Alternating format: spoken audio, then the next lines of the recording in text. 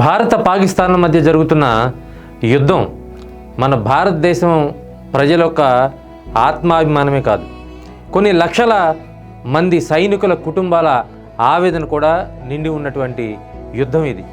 ఎందుకంటే భారత పాకిస్తాన్ల మధ్య యుద్ధం రావడానికి ముందే అనేక మంది, కొన్ని వేల మంది సైనికులు గాయాల పాలైనటువంటి చరిత్ర ఉంది. అదేవిధంగా కొన్ని వందల మంది సైనికులు ప్రాణాలు త్యాగం చేసినటువంటి చరిత్ర ఉంది. వీటన్నిటికీ మూల కారణం పాకిస్తాన్ ప్రేరేపిత తీవ్రవాదం అనేది ప్రపంచవ్యాప్తంగా ఒప్పుకున్నటువంటి సత్యం.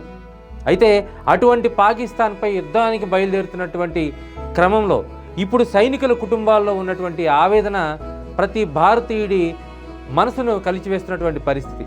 ఎందుకంటే యుద్ధ భూమికి వెళ్ళేటప్పుడు వాళ్ళు పడుతున్నటువంటి వేదన, ఓ పక్కన దేశ రక్షణ కోసం సైన్యం బోర్డర్కి తరలి వెళ్లాల్సినటువంటి పరిస్థితి, అదేవిధంగా సెలవుల్లో ఉన్నటువంటి సైనికులు వాళ్ళ కుటుంబాలని వదిలి ఇప్పటికిప్పుడు అర్జెంటుగా బయలుదేరి బోర్డర్కి వెళ్తున్న క్రమంలో ఇప్పుడు వాళ్ళ కుటుంబాలతో గడుపుతున్నటువంటి క్షణాలు, వాళ్ళ కుటుంబాలని విడిచి వెళ్ళిపోతున్నటువంటి క్షణాలు చాలామంది, కొన్ని వందల మంది సైనికులు భావోద్వేగాన్ని చూపిస్తున్నటువంటి పరిస్థితి భారతదేశంలో నెలకొని ఉంది.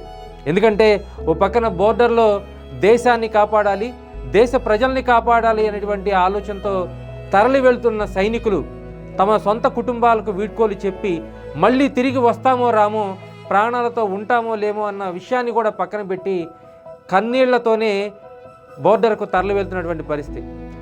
ఇదే అంశం ఇప్పుడు సోషల్ మీడియాలో పెద్ద ఎత్తున హల్చల్ చేస్తుంది.